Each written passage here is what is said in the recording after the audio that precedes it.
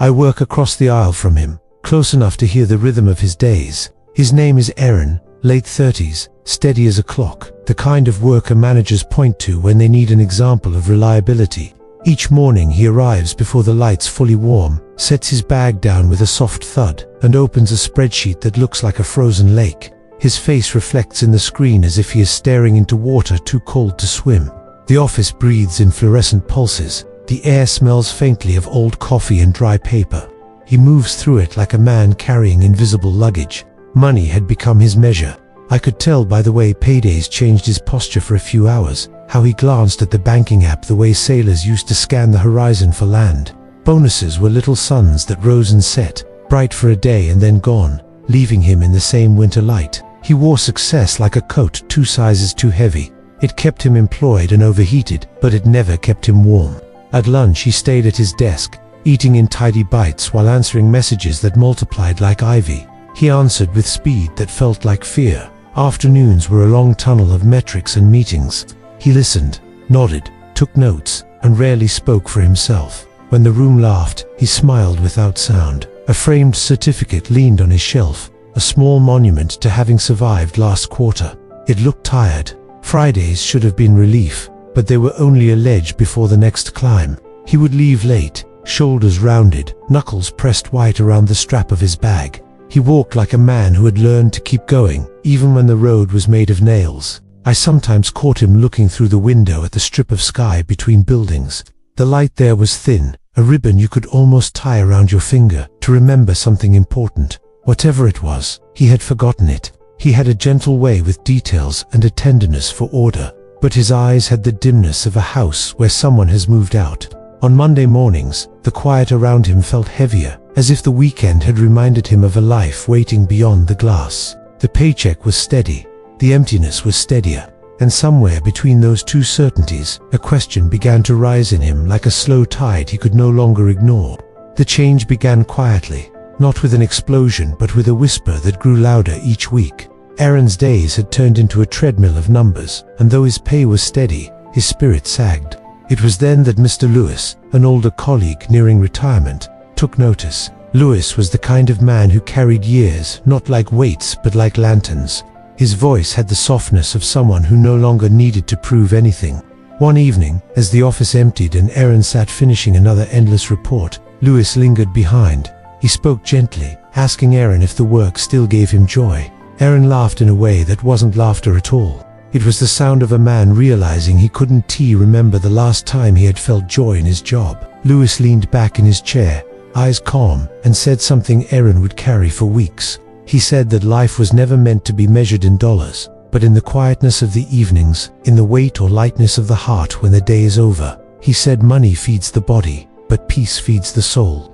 At first, Aaron dismissed it. After all, bills did not bow to poetry. He had responsibilities, expectations, and a reputation for being dependable. But the words lingered like a song he couldn't shake. He began to question the rhythm of his days. Why did each paycheck feel like a leash rather than a blessing? Why did his life feel narrower the more he earned? The thought of taking less money seemed reckless, almost absurd. Yet slowly, Aaron began to imagine it not as a failure, but as a release. What if the absence of pressure gave him space to breathe? What if he could trade some of the numbers on his check for hours that belonged to him? He pictured mornings not rushed, evenings with a book, afternoons where sunlight touched his skin instead of fluorescent glare. It was a dream too small to be grand, but too large to ignore. When he finally decided, fear struck him like cold rain. His family questioned him. Friends teased him. Some called him foolish for throwing away what others would fight for. But Aaron held on to Lewis's words, repeating them in silence whenever doubt came. Money feeds the body, peace feeds the soul. He braced himself for what lay ahead, knowing that stepping down felt like stepping into unknown ground. Yet something in his chest stirred, not fear alone but a fragile kind of hope.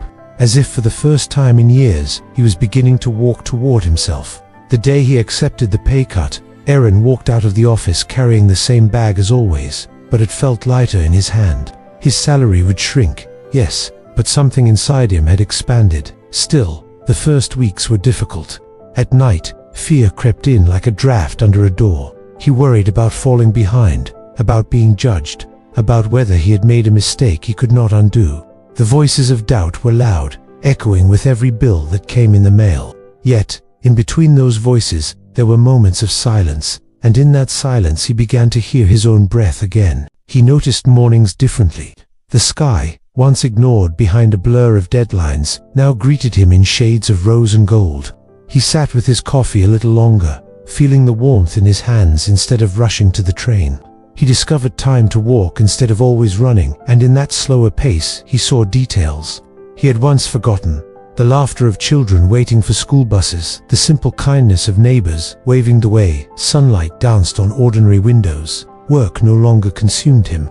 His new role was simpler, less demanding, and though the paycheck was smaller, he carried less weight in his shoulders. The office no longer felt like a cage, but like a place he visited, a part of life rather than all of it. His evenings stretched wider, filled with space for reading, cooking, or calling his sister just to talk. He began to smile with his eyes, not only his mouth. It was subtle, but it was real. Criticism still came from others, but it no longer pierced him. Instead, it reminded him of the path he had left behind, a path paved with endless exhaustion. He did not regret stepping away. He thought often of Mr. Lewis, the mentor whose simple words had turned into a compass. Peace feeds the soul, that truth now felt carved into his days. What Aaron found was not dramatic or flashy.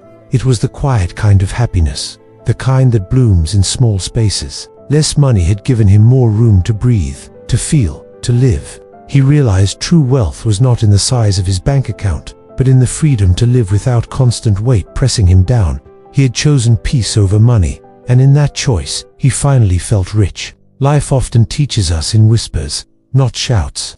Aaron's journey reminds us that success is not always measured by the height of our salary, but by the depth of our peace. He chose less in order to feel more, and in that trade, he discovered freedom. Perhaps his story asks us a quiet question. To what are we carrying that steals our joy, and what could we lay down to breathe again? If this story touched you, take a moment to like, share, and subscribe. Your support helps more stories like this find their way to those who need them.